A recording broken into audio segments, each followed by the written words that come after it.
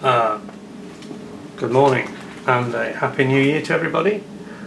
Just in a very short quick vid to talk about my 2020 selection of model kits that I'm hoping to build. I think you'll realise immediately that probably a bit unrealistic by about 100% really, but anyway, I don't think I'll ever get through this many kits in a year.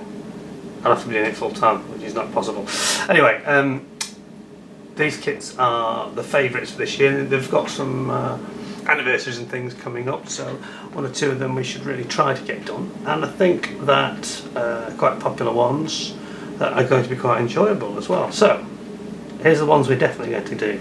We're definitely going to do the Bf109-G6 from Tamiya, which is, from all accounts, an absolutely brilliant kit. Very much looking forward to that one. I've already done, you may have seen on my channel on YouTube, that I've done the Luftwaffe, the World War II Luftwaffe personnel, winter personnel with a Kettenkraftrad half-track motorbike, and the personnel spraying the planes and carrying bombs, and there's a checkpoint and all this stuff. It's great. So that's really to go with this. That's getting ready for making this model. And then of course this year is the 80th anniversary of the Battle of Britain. So although the last thing I made full model was a Spitfire, the Mark IX, which I really enjoyed, we're going to be making the Mark I Battle of Britain Spitfire, and I'm going to be making that a commemorative. They're both going to be commemorative of certain stories. The Messerschmitt, first of all, just going back to that. That one is going to be the Franz Stiegler ME109-G6. This is the guy who was famously commended later after the war because it would have got him into trouble. He basically allowed B-17 Flying Fortress to go free that was very badly damaged. I mean, he was convinced, and the crew were convinced they weren't going to survive. So he let this thing go and didn't shoot it down when he had every chance over northern Germany. And of course they did actually survive, amazingly, against all odds. And it's in a book by a guy called Adam Makos called A Higher Call. Very highly recommended book. An amazing story. Takes you through from the Germans' perspective of the Luftwaffe operations in a little bit in the Battle of Britain, but mainly North Africa, Italian, Sicily campaign, and then defence of the Reich. So this is the perfect model for that, and I've actually got, you may see in the background of the video, I've got on the board some special markings to commemorate that particular aircraft. The Spitfire is slightly more fanciful. It's going to be without any squadron markings, because we're going to replicate a Spitfire Mark I from the Battle of Britain that was a fictitious one actually, but a great story which was written in the 70s, early 70s, for the WARLORD Comic, and it's called The Phantom Flyer. And this is where a guy gets rejected by the RAF on health grounds, who's a brilliant pilot nonetheless, and he's determined to take part in the battle and actually manages to recover, I wouldn't say steal, it's a bit strong, but he recovers a damaged Spitfire, repairs it, one that's been shot down with very little damage, crash landed, and then the pilot unconscious, so he gets the pilot off to hospital and takes the aircraft for himself. And it has no squadron markings, and he keeps popping up and saving people in the Battle of Britain. It's a great story. It only ran for I think 10 or 11 weeks in 1975, but it really captured my imagination when I was 10, well 9 in fact. And yeah, it was really good, and I'm going to commemorate that because it's the Battle of Britain anniversary, so that'd be perfect. Anyway, another big anniversary in 2020 is the anniversary of Porsche winning Le Mans for the first time in 1970, and of course the Porsche 917K Le Mans car. This was the it's a flat 12 engine. This was the car that was used, and it even looks in the picture like it's Steve McQueen in the Le Mans movie, which was made in 1970. It was introduced in 69, but it won the race with Richard Atwood, the legendary driver, in 70, and I'm going to build this one to commemorate that, hopefully in the summer.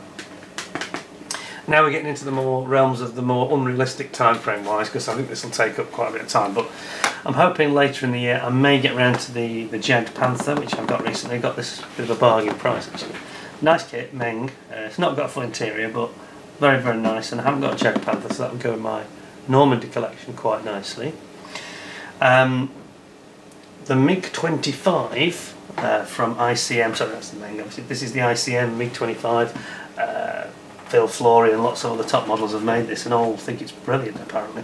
And I've always wanted a MiG-25 fighter because it was a bit of a dark shadow on my childhood, excuse me, in that. These planes were the big bogeyman plane of the Soviet Union. Much feared, allegedly capable of Mach 3, 2,400 miles an hour I think it is, frightening aircraft. However, later it was discovered when one defected to Japan, landed at one of the northern airports. Russian decided he'd had enough and wanted to defect, and the Americans got their hands on it of course, and they realised that the design was good but the manufacturing and the materials weren't great, quite old school, but very powerful engines. I mean, the real hot rod of the Cold War fighter jets by far. And of course the Americans built the F-15 Strike Eagle and the Eagle Fighter, the Eagle C, to combat it. But a real meaty machine. It's going to be great fun to make, I think. I'm going to enjoy that one. Perhaps get some different metallic finishes on it and things. Then its obvious opponent is the American, the Grumman Tomcat swing wing F-14A.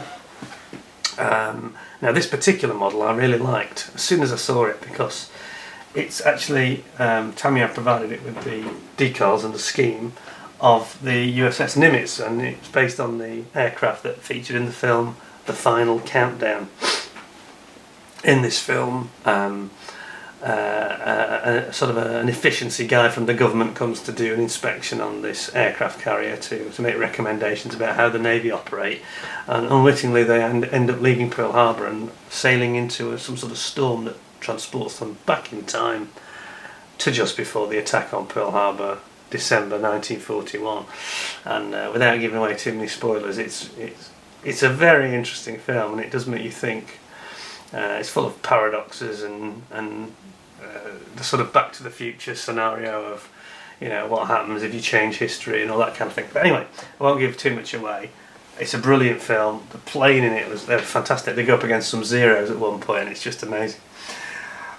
So that's going to be a joy to make. I'm sure everyone says this is one of the best kits ever made in terms of the way it goes together, the thought that's gone into it, the engineering, the quality of the pieces. It's going to be the final countdown.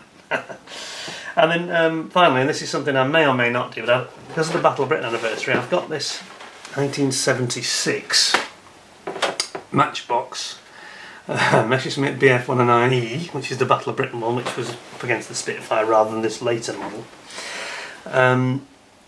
It's not the best kit, obviously. It's a 1975-76 model. Yeah, the detailing is quite rudimentary, I think is the expression, rather basic, but it's interesting because it's a nice kit. The decals still look okay, surprisingly, and the shape's good. I've actually built one of these when I was a youngster, when I was 10, and I actually won a competition with it. I actually ended up in a diorama, crash landed, and it ended up in the local model shop window. About 1977 that would be. So yeah, it's quite a nice kit. So actually I've got more than one of these if I'm honest, but this is the sort of slightly rougher one. So I thought that, well, I'll keep the really nice one as a collector's piece and maybe build this, and that would go nicely. Alright, the Spitfire Mark 9 is the latest Spitfire, but it's the same scale, so maybe somehow I can shoehorn it into my cabinet, because my cabinet is completely full. Anybody who's seen the recent little model figures I did for the Messerschmitt, the Nazi figures from the Luftwaffe, there's no room left in there at all. It's full, but we shall see. Anyway, these are the things I'm hoping to do in 2020. As I say, it's very unlikely I get them all done, but I certainly expect to get these three done over the year, and we'll see how we get on. I think it'll probably be 1, 2, 3, then the Meg. Quite fancy doing the Tomcat around Christmas time, I guess, the final countdown, Pearl Harbor thing, and it'll give me more time to build it over Christmas when I'm off working, obviously. Just have that. It's always great at Christmas. I always get tons of modelling done because you just get that break, don't you? And there's nothing much happening, and if you can avoid too many parties and visitors and all that sort of thing, you've got the time to do it. So that's the plan. Maybe this and this one, maybe later, I don't know, it depends how I feel, but we shall see. Anyway, that's the plan for 2020. I hope you'll tune in and see how they come out. Number one on the runway is the Messerschmitt, then the Spit. So yeah, we'll get cracking with the Messerschmitt. I think late February, March time we'll start that, and see how we get on. In the meantime, happy modelling. Please keep watching the channel, and thanks for your attention. And I'll see you soon. Cheers.